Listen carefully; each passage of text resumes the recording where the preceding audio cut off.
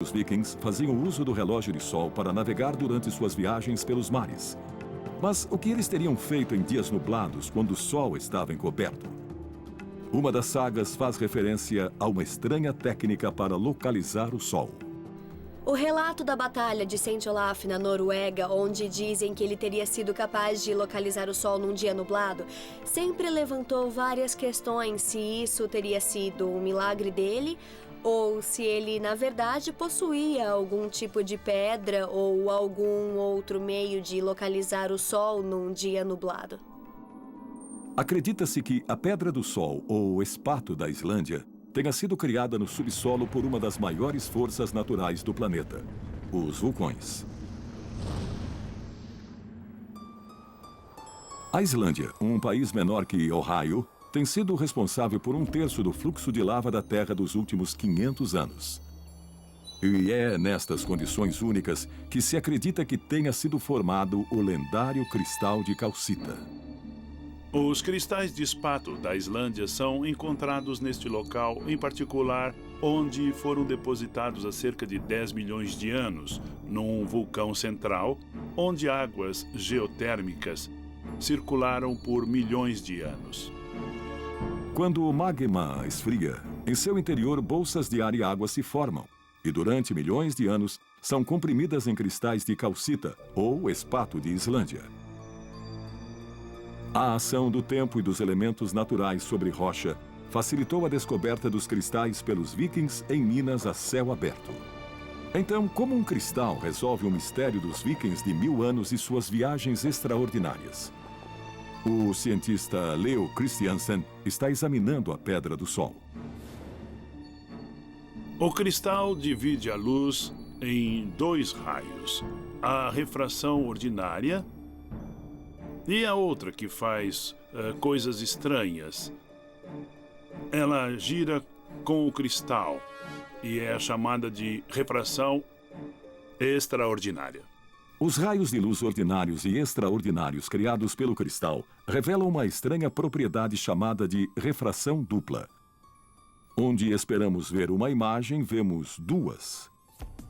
O cientista gráfico James Dean acredita ter decifrado como os vikings podem ter usado essa propriedade da Pedra do Sol para navegarem. Para entender o que acontece com a Pedra do Sol, vamos dar uma olhada na própria luz. Aqui está a luz natural produzida pelo Sol. Vemos que é uma mistura de ondas todas sobrepostas umas nas outras. Se nós introduzirmos um filtro no meio disso, ele age como uma grade. E podemos ver aqui que a luz que está oscilando no mesmo plano da grade pode passar por ela, enquanto que os outros raios são bloqueados. Os raios de luz que saem do outro lado são conhecidos como polarizados porque estão todos oscilando no mesmo plano. Então vamos dar uma olhada na pedra de sol que os vikings estavam usando. A pedra de sol é um cristal de carbonato de cálcio e age como um filtro polarizador natural. A Pedra do Sol tem uma propriedade. Quando a luz passa por ele, o cristal a divide em 2 caminhos de luz. Temos o caminho de luz ordinário aqui e o caminho extraordinário aqui. Agora, quando o próprio cristal está alinhado com a mesma polarização da luz que entra, então estas 2 imagens ficaram com a mesma intensidade. Estamos orientados em direção ao Sol. Era assim que os vikings sabiam onde o Sol estava, mesmo quando não podiam vê-lo diretamente. Isso podia ser incrivelmente preciso. Podia estar dentro de 1 grau, como temos na bússola moderna. Mas o professor Christiansen não acredita que os vikings poderiam ter usado a Pedra do Sol como dispositivo de navegação. O espato da Islândia teria sido muito difícil de ser usado para esse propósito. Essa história, que atravessou algumas décadas, não faz sentido. Inventos da Antiguidade está procurando respostas. Gunnar Marel Eggertsson é um descendente direto de Leif Erikson, o viking que alguns acreditam ter viajado para a América.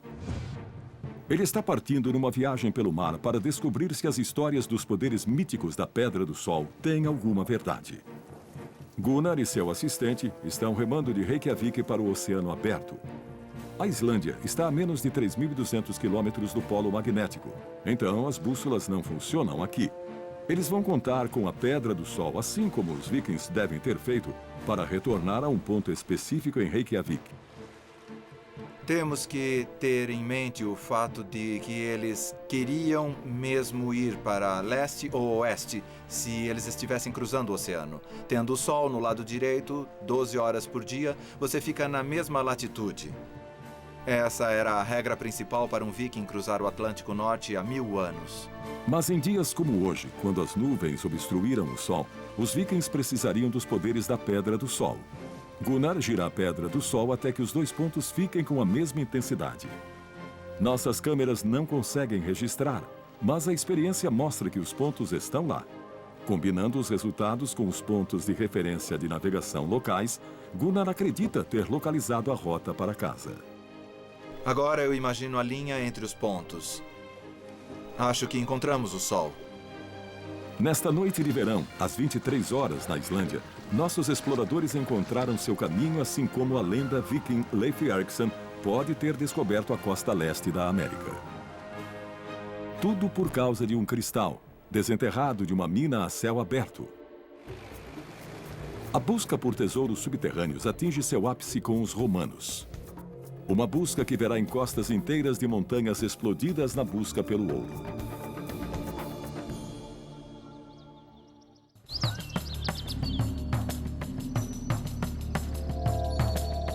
Uma paisagem estranha que se estende por 19 quilômetros. Enormes fendas com 120 metros abertas em rochas. As evidências sugerem que estas estruturas foram transformadas subitamente há 2000 anos. Mas por quem, ou pelo quê, continua um mistério. O que acontece vai muito além do trabalho de gigantes. As fendas feitas nas entranhas das pedras são tão perigosas que seria mais fácil encontrar pepitas ou pérolas no fundo do mar do que fazer cicatrizes nas rochas. Quão perigosa tornamos a Terra. Em 77 d.C., o historiador romano Plínio escreveu sobre um lugar agora chamado de Las Medulas, no norte da Espanha. Uma mina numa escala jamais vista no mundo conhecido.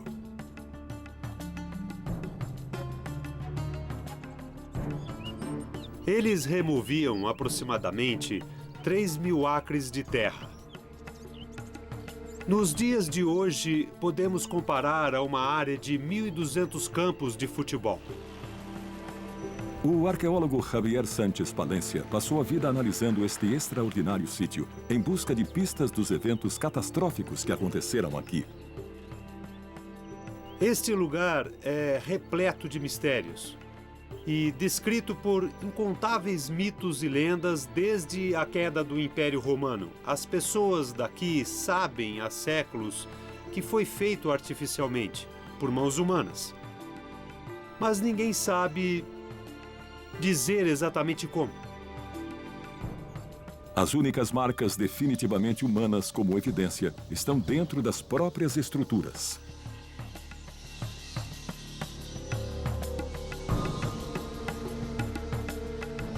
Estas são as marcas deixadas pelos mineradores romanos quando fizeram este túnel há quase 2.000 anos. Elas estão intactas e são as marcas que os mineradores mesmo fizeram. Sobrou uma pequena fração do túnel. Os outros parecem ter sido destruídos por volta do século I d.C., por uma força muito maior do que homens com picaretas poderiam alcançar.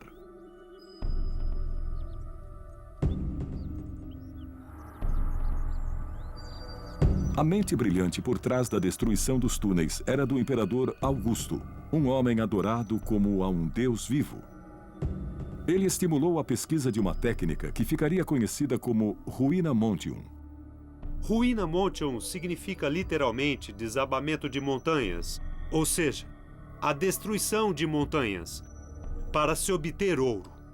É uma coisa incrível para nós hoje e era assombroso para os romanos que existiam no período.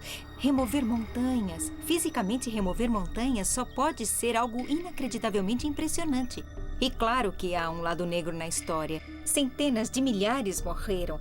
Extraindo o ouro, sempre havia desabamento onde as fendas eram criadas.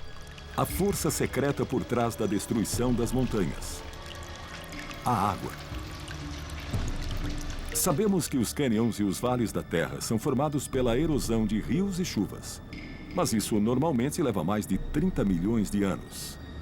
Então, como os romanos destruíram encostas inteiras de montanhas com água em apenas um século e meio?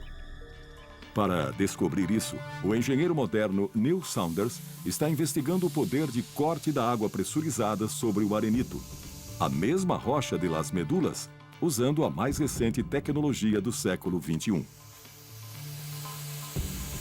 O jato de água é uma máquina muito nova, com alta tecnologia e muitos sistemas para controlá-lo.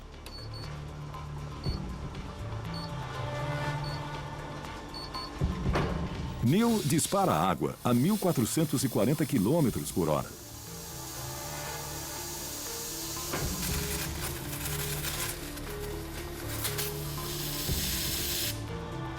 A maioria das pessoas acha que a água é uma coisa macia, que você pode beber, mas como podem ver, em alta pressão e alta velocidade, ela corta a pedra.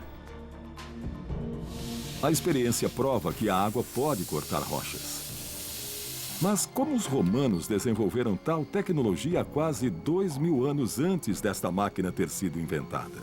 Os arqueólogos agora acreditam que Las Medulas foi o lar de um reservatório de 19 milhões de litros de água, alimentado por uma rede de canais mais longa do que aquelas de Nova York. Os engenheiros romanos construíram esses canais. Eles corriam centenas de quilômetros só para levar água até o reservatório central das montanhas. O reservatório tinha embaixo dele uma rede de túneis vazios especialmente